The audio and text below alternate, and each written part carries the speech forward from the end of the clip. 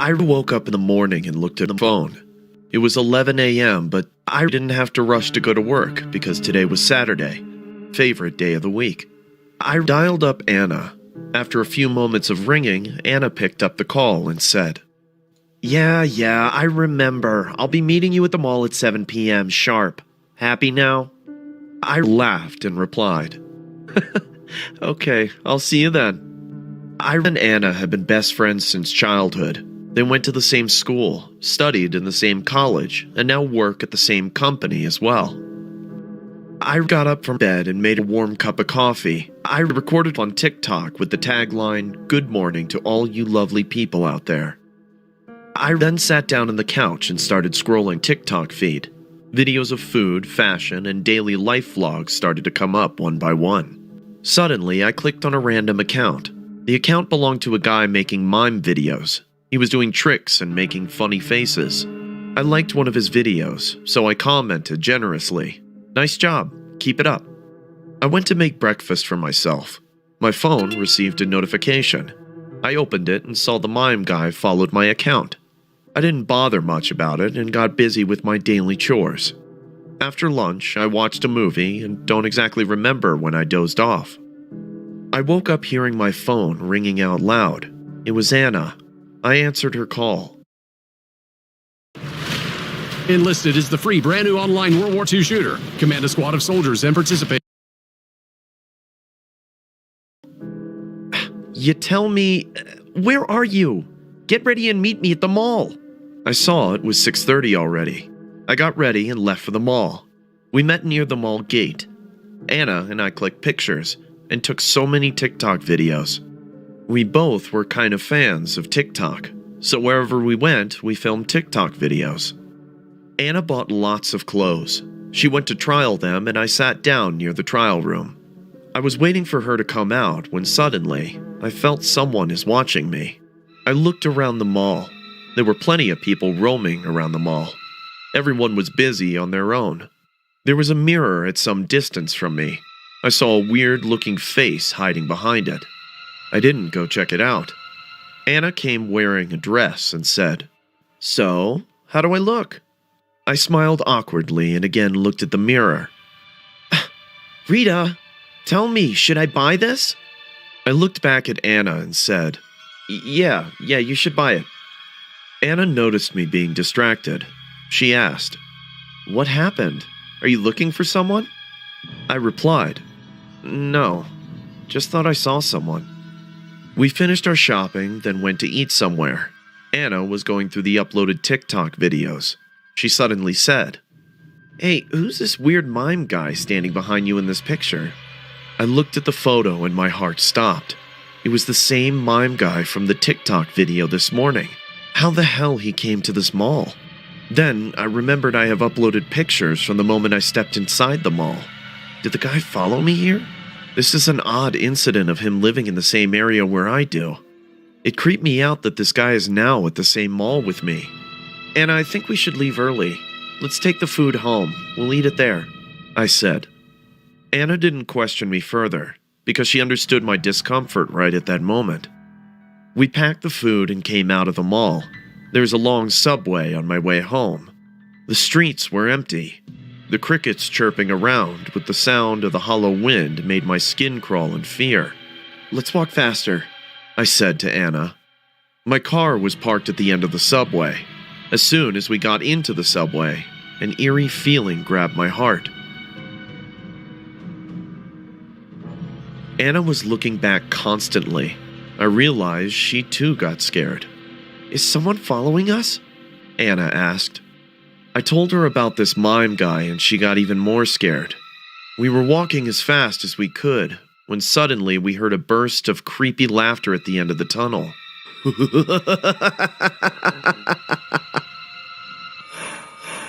I stopped. "Is anyone there?" I screamed. Anna and I were panting in fear. I asked again, "Is anyone there? We've called the cops, so you better run away, you creep."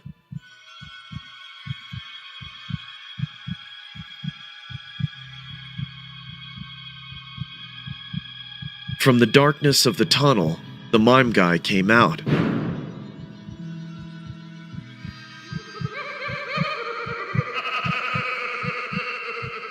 He laughed, terrifying both of us, and said, "Is this how you treat your fan, Rita?" "Who are you? What do you want?"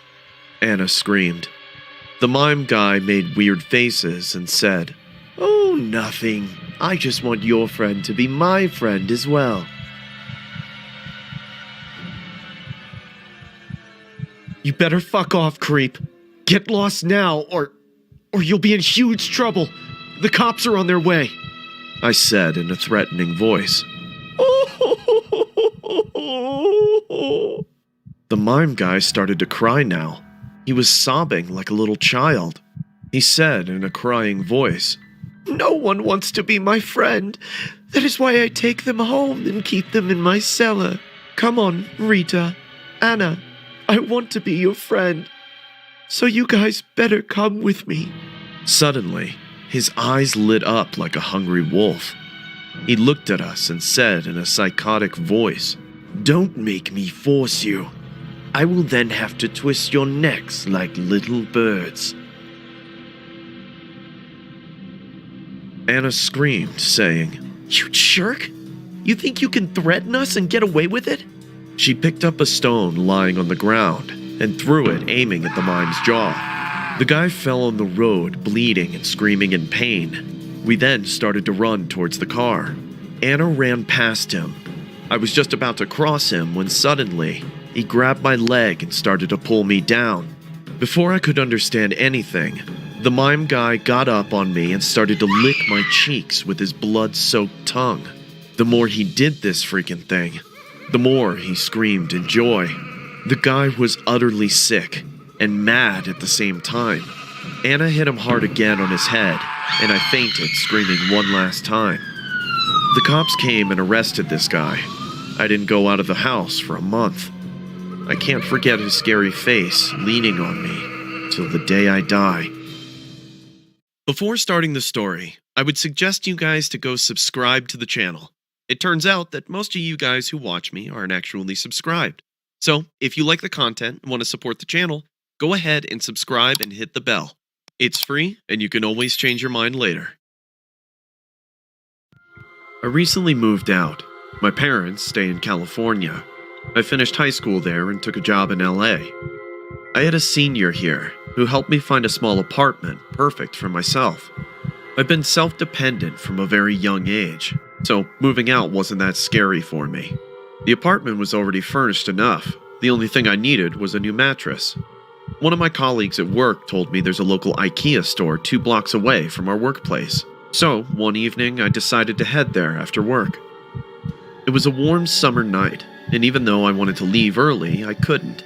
At around 8:30, I finally reached the IKEA store. A vast range of different types of furniture stood all around me. The store closes at 9, so I hurried to the bedding section. I was looking for a comfy sleeping mattress. There was one guy at the sales counter located near the entrance. The store was mostly empty. I stood near the mattress collection and started to go through the price tags looking for affordable prices. I looked all around, expecting a sales guy to help me out, but I didn't see anyone. I don't know how long I was checking out the mattresses. My concentration broke, hearing a voice behind me. "Are you looking for anything particular, ma'am?" I turned back immediately and saw an average-height, bony dude standing behind me wearing an employee uniform. His eyes were creepy. It wasn't just wide, but the eyeballs were almost bulging out of their eye sockets. I replied awkwardly, "I would like this one." He smiled creepily and said, "We do have some more collections at the back, and those will come at a good discount too. If you want, I can show you." I thought it won't harm to check some more options out, so I said, "Sure, show me." The man started to walk towards the end of the store, and I followed him there. As soon as we reached the left corner of the store, I realized maybe this was a bad idea. This particular area was quite far away from the entrance, and dark too. I could see wrapped furniture scattered all over the place. The man pointed out to a pile of mattresses put up against the wall and said, "Why don't you check those? Hope you find what you're looking for," and smiled even bigger this time. I nervously walked towards the pile and started to go through the price tags. I could tell from my peripheral vision that the man kept watching my every single move like a creep.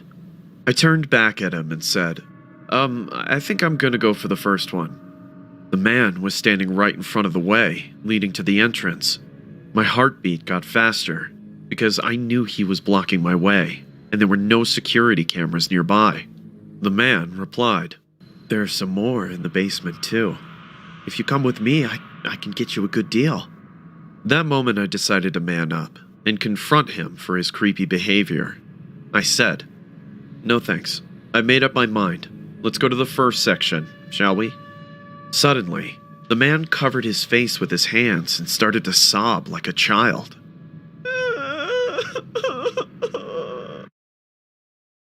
Welcome to Raid Shadow Legends. If you're wondering just what you're getting into, Raid Shadow Legends is a free-to-play. I definitely wasn't expecting this to happen. I said, what happened?" He looked at me and I saw his tearful, wide eyes. There was a pain in his face, yet I couldn't help but feel awkward with his behavior. The man said, Please stop me." I replied, "Stop from what? Are you all right?" He looked at his hands mysteriously and then looked at me again. "Listen, if you're feeling sick, we can call for the paramedics. Let me ask the man in the counter." I started to walk past him to reach out for help, just when he grabbed my hand tightly and said, "You have to stop me before I kill again. I don't want to do this anymore." The ground beneath my feet started to shiver. "What? What are you? Oh my God!" I tried to ask for help, but before I could do so, a huge punch hit my face, knocking me out in a second. When I woke from my slumber, I noticed myself tied to a chair. I slowly opened my eyes and looked around. My left eye was throbbing with pain. I realized that the psycho guy had abducted me. "Help me! Somebody please help me! I'm here!" I screamed as loud as I could. Suddenly, I heard a muffled gagging sound coming from behind me. I was tied tight, so it was impossible to move a muscle. I realized that there was someone with me in this room. I pushed myself at the back and accidentally fell on the floor. I hit my head, but what I saw terrified me like hell. There was a man tied to another chair. He was wearing a pair of jeans and had bruises all over his face. Someone beat him up brutally. The man said in a painful, sobbing voice, "He stole my uniform. Call the cops," and then passed out. I heard footsteps coming down the stairs. I realized we were in a basement area. I screamed, "Is somebody here? Please help us!"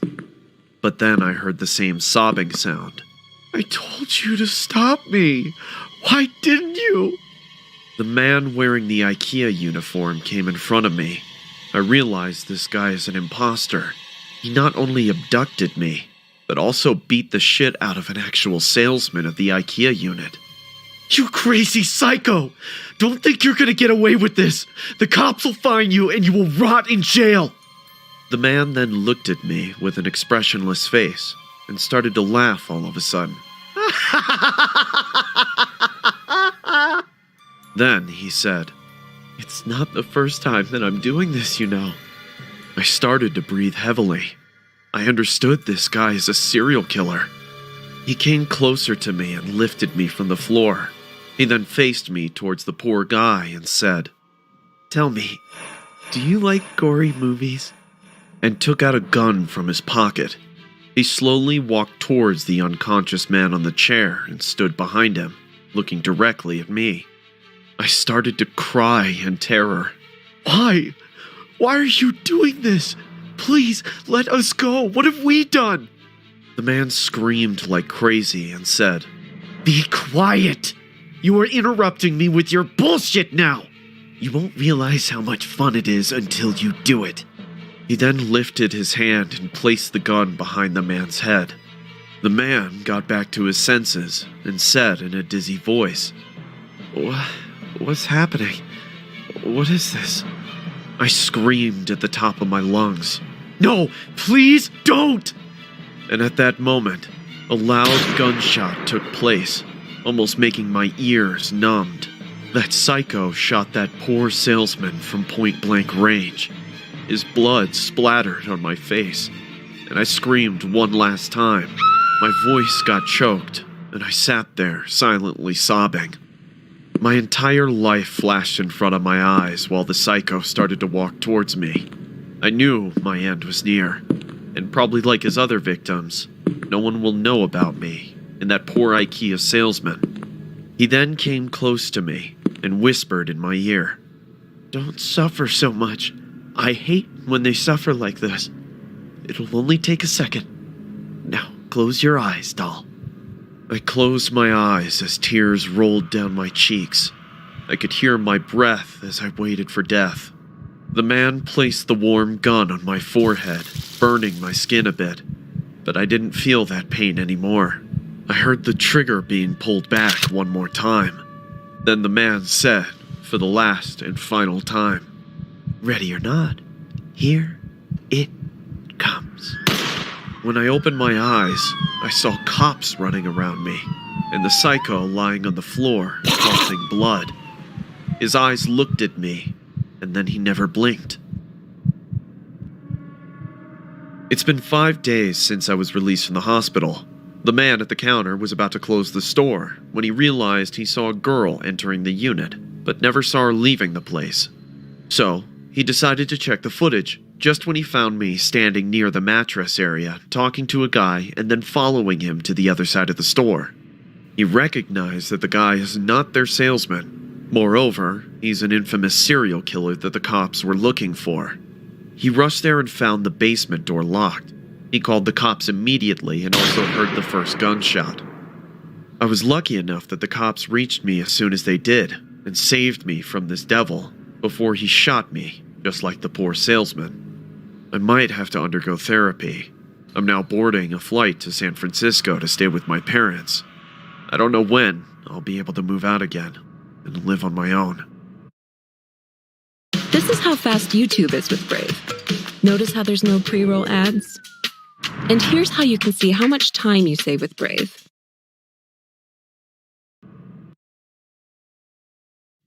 This happened in my college days. I'm an extroverted person, so I like meeting new people and making friends. Within the first semester, I made quite good friends, and we all often hung out together. There was a guy in our group named Steven. As students, we mostly stayed as paying guests or in hostels. Only Steven owned a house on the outskirts of the city. We were all young and looking for thrills all the time. Steven's house became the main place of our weekend parties and a popular place to hang out. We mostly spent nights at his place after getting heavily drunk at a party. The house had 4 bedrooms, 2 on the upstairs floor and 2 downstairs. Steven's room was the biggest in the house. Even though the house was spacious, Steven's room felt claustrophobic to me. Maybe it was because everyone got high in his room and drank there. Steven rarely cleaned the house, hence there was always a funky smell in the air of the home. We were a group of 5 people, including Steven. Molly and I were the girls in the group, and there were Robert and David. Molly and David were dating at the time, hence they were always busy on their own, which left me hanging out with Steven and Robert most of the time. Steven was a cheerful, happy-go-lucky guy. Maybe this is why none of us could see it coming. Steven had a troubled childhood. His father was an alcoholic. His mom divorced his dad when Steven was in high school. Since then, Steven never saw his father. He heard from his mother that his father died in the hospital due to liver failure last year. This house once belonged to Steven's father, which his mom inherited after his death. Steven hardly talked about his father, but whenever he did, we could see a suppressed feeling of sorrow on his face. What felt weird to me was even though Steven's father lived in this house, there wasn't a single picture of him anywhere. None of us showed any curiosity to know about Steven's past, because it would have been too much to step into his personal life. Every Saturday we traveled to his house and spent our weekends. As time passed, we all started to notice weird things in Steven. He never liked opening the windows of the home. There was a corner table in his room that had a Bible and a statue of Jesus Christ. It was set up by his mother because Stephen told us she's very religious, but never once saw Stephen touch any of it. One day, Molly went to lit a candle on that table. Stephen became so uncomfortable immediately. He stopped Molly from doing so and said, "Let those things be, Molly. Anyways, Mom will come next month to take all of these with her." So we ignored it and let it be. The more we stayed at his place, the more we realized that there was something not right about our friend and his house. We all started to have nightmares and feel unnaturally cold around the house, even in summer. One weekend, I was alone in Stephen's house. Molly and David were on their way. Stephen and Robert went out to get booze and dinner for everyone. I decided to stay at the house in case Molly and David arrived early. I took a shower and was going upstairs to change into my pajamas. The bathroom was downstairs, and I had to pass Stephen's room to take the stairs. As soon as I came in front of the room, my jaw dropped. I saw a bald man sitting on Stephen's bed, facing his back towards me. He wasn't wearing any clothes, as I could see his bare back. "Excuse me? Who the hell are you? How did you get inside?" The man didn't say anything. He didn't even turn back. I started to walk towards the main door because I was already scared to see a stranger in my friend's house. The man suddenly started to shake his head in a very bizarre way. He wasn't turning back, wasn't speaking, just shaking and moving his bald head vigorously. I screamed seeing this horrible incident and came out on the house porch in my bathrobe. A car pulled in the driveway and I saw Robert running to me. "What happened, Pamela?" There's a man inside. I couldn't finish my sentence as I was still gasping for air. Robert rushed inside and checked every nook and corner of the house. He even checked all the doors and windows. "There's no one in the house." "Pam, are you sure you saw someone?" I walked inside while my heart was still beating like a wild horse. I peeked into Stephen's room, but there was no one there. The man was gone. It was as if he disappeared into thin air. "What happened? What's going on?" Stephen kept the bags and asked. Robert laughed and said, "Pam just got scared. She's not used to living alone, I guess. Our little Miss Pamela."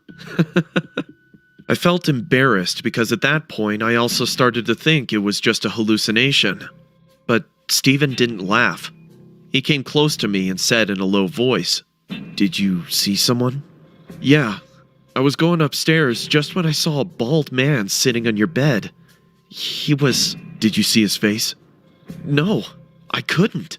"Come on, Stephen, you don't actually think there was a man in this house? There's no way he could escape the house without using the front door. And if that happened, we would have all seen him. Also, I checked the entire house. There's no way he can hide either," Robert replied. Stephen didn't say anything. He went to the kitchen to arrange for dinner. I went upstairs, changed into my pajamas, and kept thinking about what just happened a few moments back. Why did Stephen ask me if I saw the man's face or not? Did he also believe what I saw was real? After dinner, everyone sat down and started to watch a movie. We were drinking beer, and Molly and David couldn't come that day, so it was just the three of us that night. Robert and I were sitting on the couch, while Stephen stood near the kitchen window. He just got awfully quiet.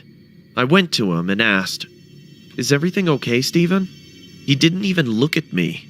The awkward silence was becoming very uncomfortable. I decided to go to bed, and as I turned to walk away, Stephen said, "I talk to my father sometimes." "What? What are you saying?" I asked in a shocking voice. Robert immediately paused the game and looked at him with shocking eyes. "I'm gonna react to a Honey ad starring Mr. Beast and his mom." Wait, Mom, before you check out... I have this picture of him in my wallet. I talk to him sometimes. I ask him why he left me, why he never came to see me or even talk to me. Hey, I get you're sad about all this. Maybe you should talk to your mother about this sometimes. I got spooked hearing Stephen. It is really weird to talk about a dead person's picture. I said in a broken voice, Stephen? This is not natural to talk to a dead person's picture. You should stop doing that. But he replies to me. I feel him in this house. He comes to see me when I'm asleep. The hair on the back of my neck stood up. Robert and I kept looking at Steven's face. He was smiling in a very creepy way. We could tell his mental condition is not stable, that he needs medical supervision. We decided to lay him on the bed and inform his mother about his unhealthy behavior the next day. Steven was drunk too, so he didn't resist us. Robert and I carried him to his bedroom. He kept muttering, "Trust me, guys. He talks to me. He comes. He comes." Steven passed out on his bed. Robert and I came out and sat in the living room. Both of us were freaking out hearing Steven's words. We watched the movie for some more time. Don't exactly remember when, but Robert and I both fell asleep. I dozed off on the couch and Robert was sleeping on the floor. I woke up and found the eerie house in complete darkness. There was a chilling sensation in the air of the house. I was feeling very thirsty. Hence, I got up and started to walk towards the kitchen to get some water. I thought of checking on Steven, so I tiptoed to his bedroom. As I pushed the door, my heartbeat stopped for a while. That same bald man was floating over Steven's chest and watching him with blood-red eyes. He wasn't blinking, just watching him and breathing heavily. A foul smell choked my lungs. It was the smell of rotten flesh. I couldn't move, couldn't scream. The man then stooped down and sat on Steven's chest. He then opened his big mouth and started to suck the life out of my friend. I could see Steven's soul drifting in the air and going into his mouth. Steven was becoming pale and bloodless. This demon was killing my friend. I couldn't hold it longer, and I screamed at the top of my lungs. The demon looked at me and I saw blood dripping from his wide, burning eyes. His hollow, dark mouth made my skin crawl. Robert woke up hearing my scream. "Pam, what happened?" "Steven, that guy." I sat down on the floor holding my face in my hands. We had to hospitalize Steven that night. His blood pressure broke down rapidly. Doctors could not make out how a young boy's pulse rate fell rapidly. His heart could have stopped that day if we didn't bring him into the hospital at the right time. That was the last time I went to Steven's house. I still talk to him sometimes, but he never mentions his father. I don't think that evil spirit I saw that night was Steven's father. He probably latched itself to Steven when he kept talking to his dead father's photograph. I still think that haunting spirit is staying in that house.